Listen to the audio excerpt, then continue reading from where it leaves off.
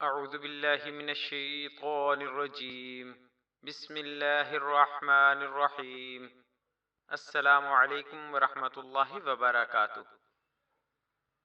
ابتدائیہ دعا ایک بہترین عبادت ہے۔ احادیث کی مختلف مستند کتابوں میں رسول اکرم صلی اللہ علیہ وآلہ وسلم سے مختلف مواقع پر مختلف دعائیں مذکور ہیں۔ ہمیں بھی رسول اکرم صلی اللہ علیہ وآلہ وسلم کی سنت پر عمل کرتے ہوئے یہ دعائیں ضرور پڑھنی اور مانگنی چاہیے۔ آج کی ویڈیو میں آپ دوستوں کے سامنے رات کو سونے اور صبح کے وقت بیدار ہونے کی دو انتہائی مختصر اور آسان سی دعائیں پیش کی جا رہی ہیں۔ یہ دعائیں صبح اور شام کے اذکار کی مشہور ترین دعائیں ہیں۔ آج ہم آپ دوستوں کے سامنے یہ دعائیں حدیث کے حوالے کے ساتھ بیان کرنے جا رہے ہیں۔ حدیث صحیح بخاری۔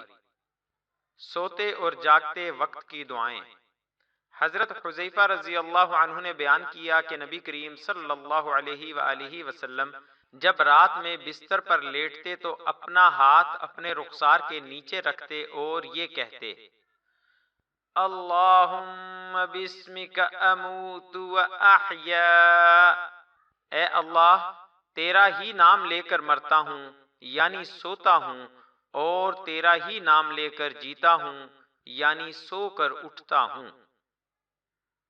اور جب آپ صلی اللہ علیہ وآلہ وسلم بیدار ہوتے تو کہتے: الحمد للہ الذی احیانا بعدما اماتنا والیہ النشور، سب تعریفیں اللہ کے لیے ہیں جس نے ہمیں مار کر زندگی بخش دی، یعنی نیند کے بعد ہمیں جاگنے کی توفیق دی، اور ہم کو اسی کی طرف پلٹ کر جانا ہے۔ اختتامیہ احادیث میں کئی دوسرے مقامات پر یہی دعائیں چند الفاظ کے فرق سے بھی مذکور ہیں، تاہم اس ویڈیو میں آپ کے سامنے یہ دعائیں صحیح بخاری کی حدیث نمبر 6314 سے بیان کی گئی ہیں۔ ان میں یہی الفاظ مذکور ہیں۔ آخر میں آپ دوستوں سے گزارش ہے کہ ہمارے چینل کو ضرور سبسکرائب کریں اور آنے والی ویڈیو سے باخبر رہنے کے لیے بیل آئیکن پریس کریں۔ شکریہ، جزاک اللہ خیرہ۔